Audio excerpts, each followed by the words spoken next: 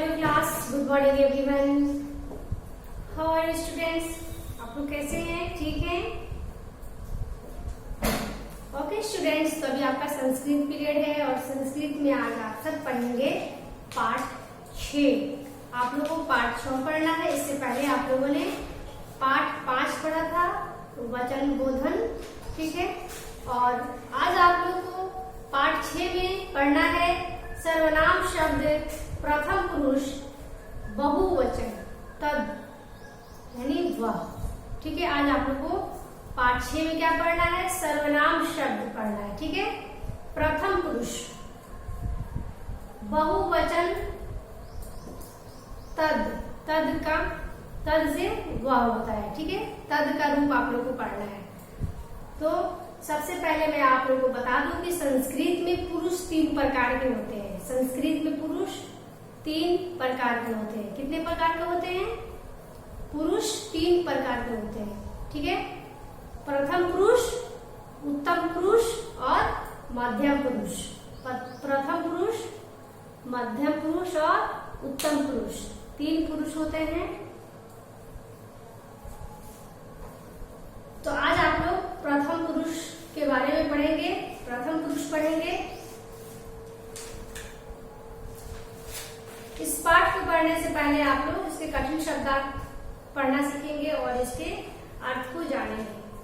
सह, सह का मतलब होता है वह, सह यानी वह, और यह पुल्लिंग के लिए प्रयोग होता है। सह जो है वो पुल्लिंग के लिए प्रयोग होता है।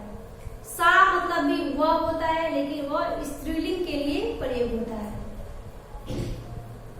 तत् मतलब वह, और ये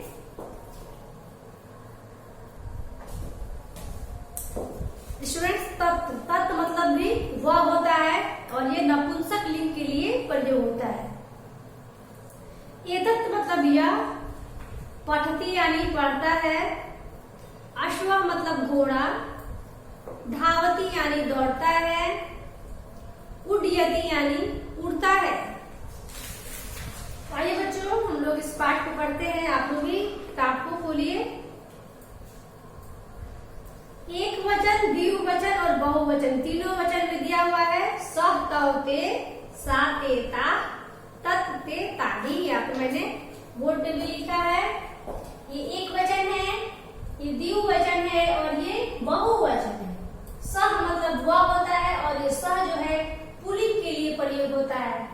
एक वचन, द्विवचन और बहुवचन। एक के लिए सह का प्रयोग किया जाता है, 2 के लिए तौ का प्रयोग किया जाता है और 2 से अधिक के लिए यानी 3 या 3 से अधिक के लिए ते का प्रयोग होता है। सा मतलब वह और ये स्त्रीलिंग के लिए प्रयोग होता है, ठीक है। सा, ते, ता, तत्, ते, तानि। तत् मतलब वह और ये नपुंसक लिंग के लिए प्रयोग होता है। तत्, ते, तानि। कह मतलब कौन होता है, कह मतलब कौन। कह, कौ, के। यह मतलब होता है जो, यह, यौ, ये। ऐसा मतलब यह, ऐसा, एकौ, एते, ठीक है। इस तरह से आप तीनों वचन में इनके रूपों को आप लोग याद करेंगे, इसको कंठस्थ करेंगे, ठीक है। ये एक वचन का है, ये द्विवचन है और ये बहुवचन है। इस तरह से आप लोग इस रूप को कंठस्थ करेंगे। ओके स्टूडेंट्स, और ये प्रथम पुरुष के शब्द है। जितने भी सर्वनाम शब्द होते हैं वो प्रथम पुरुष में आते हैं। यहाँ लिखा हुआ है सर्वनाम का प्रयोग, अन्य पुरुष एक वचन। सर्वनाम का प्रयोग आप लोगों को पढ़ना है पेज नंबर 18 में। बालिका लिखती यानी लड़की लिखती है। ऐसा लिखती, यह लिखती है। ऐसा मतलब यह होता है और ऐसा जो होता है वो स्त्रीलिंग के लिए प्रयोग किया जाता है, ठीक है। यहाँ बालिका है इसलिए यहाँ ऐसा का प्रयोग किया गया है। सा लिखती, वह लिखती है। सा स्त्रीलिंग के लिए प्रयोग होता है, ठीक है। अश्वः धावती, घोड़ा दौड़ता है। एषः धावती, यह दौड़ता है। सह धावती, वह दौड़ता है। जो अश्वा जो होता है वो पुल्लिंग होता है, इसलिए यहाँ अश्वा के लिए एषः और सः का प्रयोग यहाँ किया गया है। ओके, नीचे में दिया हुआ है मयूरः नृत्यति, मोर नाचता है। नृत्यति मतलब नाचता है। मयूरः नृत्यति, एषः नृत्यति, यह नाचता है। सः नृत्यति, वह नाचता है। बालकः पठति, लड़का पढ़ता है।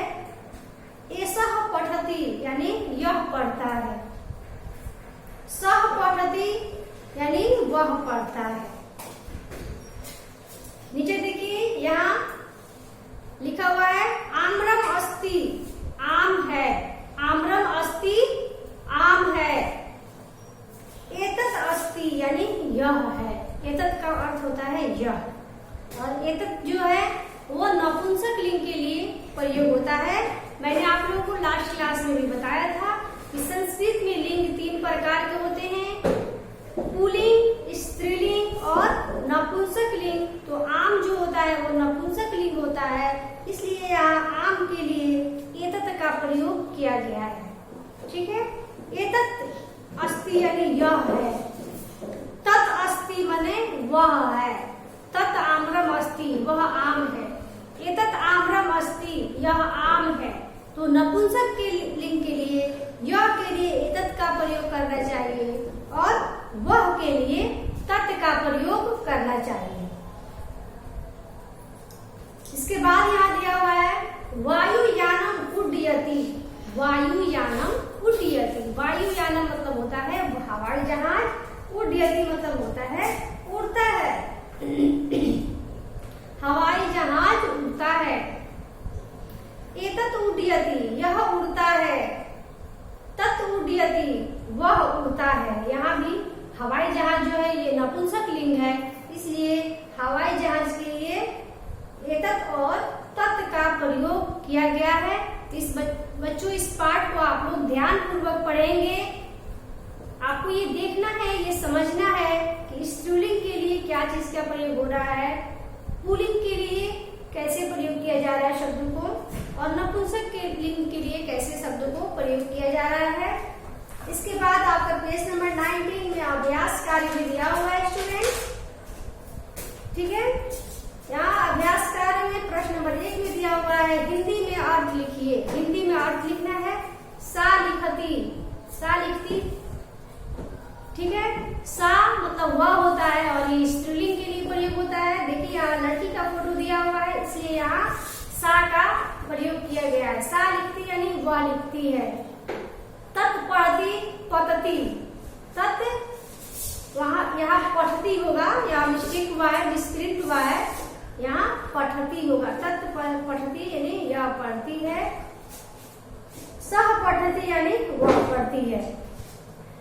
प्रश्न नंबर 2 में है हिंदी में अनुवाद कीजिए। यहाँ संस्कृत शब्द दिया हुआ है और आपको इसको हिंदी अनुवाद करना है। एतत् आम्रम अस्ति, वायुयानम उड्डयति, मयूरः नृत्यति, एषा अजा चरति।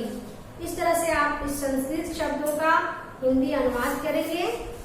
ठीक है, तीसरा प्रश्न है आपका रिक्त स्थानों की पूर्ति कीजिए, यानी खाली जगहों को भरना है। बालक डैश, बालक खाली जगह दिया हुआ है, तो यहाँ देखिए बालक का फोटो दिया हुआ है। बालक पठती होगा, ठीक है ना, बालक किताब पढ़ रहा है, बालक पठती।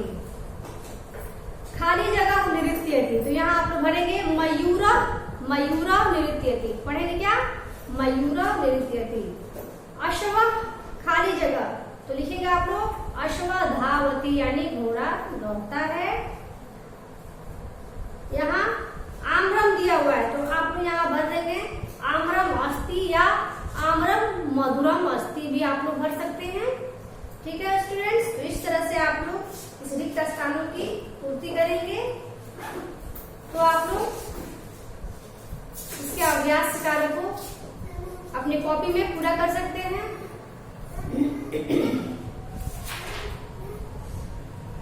तो बच्चों आप लोग पाठ 6 सर्वनाम शब्द को अच्छी तरह से अभी पढ़िए।